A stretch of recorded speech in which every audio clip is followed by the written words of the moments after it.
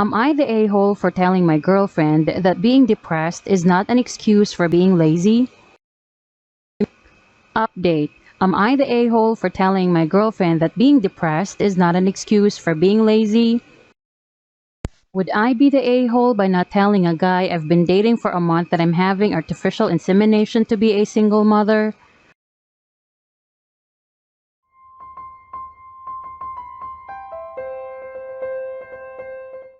Am I the a-hole for telling my girlfriend that being depressed is not an excuse for being lazy? I, 29, have always supported my girlfriend, 23.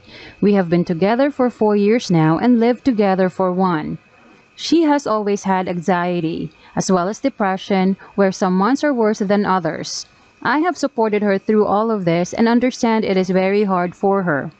In January, she lost her job due to the current world circumstances.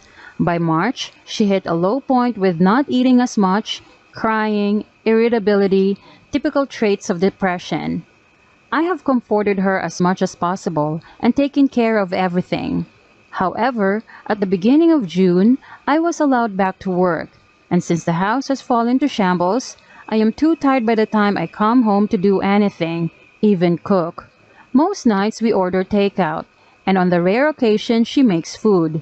The floors aren't being washed, hoovering isn't being done, laundry is a mountain, and dishes are everywhere. I try to keep on top of it, but with work it is almost impossible. She is home all day. She lies in bed till late afternoon, watches Netflix, eats bowls of cereal, and naps. That's about it. I try to gently coax her to do more, and she says she will get to it but never does. I finally snapped, told her I was sick of her doing nothing all day and leaving the housework to me, that if she is here and I am working, she needs to be pulling her weight. She got upset and said that she wants to but she can never find the motivation, that she is tired all the time. I said I understood she was depressed, but it isn't an excuse to do nothing and be lazy. No one likes housework, but I won't take any more excuses about it. She needs to start doing it or leave. Next day, I come home to a clean house and a note from her saying she was sorry and is going to stay with her mother. Her mom helped her clean before they left. I tried calling but she wouldn't pick up. When I rang the house, her mother answered and had a lot to say. She was furious, telling me about how she is struggling and I am making her worse. That I should be supporting her, not ignoring that she is in a bad place, and so on. I was told my GF had been crying all day in her bedroom and I feel awful. I never wanted to hurt her. I just snapped. I tried to get her mother to give my GF the phone but she wouldn't speak to me. It feels like a lose-lose situation. On one hand, I know depression results in lack of motivation and cleanliness, and on the other, I can't stand to see our home in chaos. I've never had depression, so I can't say for sure how bad it truly is. That's why I find it more difficult to 100% empathize. Am I the a-hole for telling her depression isn't an excuse? Update. Am I the a-hole for telling my girlfriend that being depressed is not an excuse for being lazy?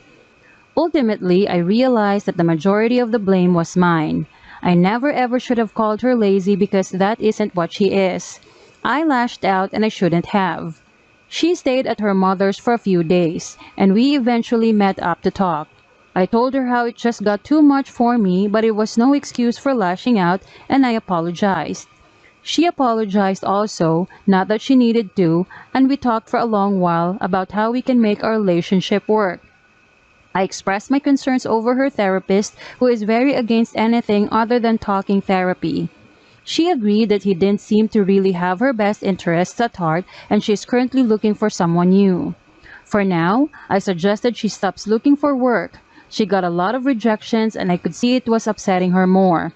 I just felt we should take a step back from that and I want her to focus a little more on herself. She was unsure as she felt bad I would be working for both of us, but I assured her it's fine. I make enough to support us both quite comfortably. I also suggested maybe she could volunteer at some point just to get her off and get some more stuff on her resume. I'm no therapist, so these were just suggestions, but it has seemed to have taken some of the pressure off her, which is all I wanted. We agree that being in the apartment all day alone and in bed is not good for her. So we came up with a plan that she do an exercise video 3 times a week.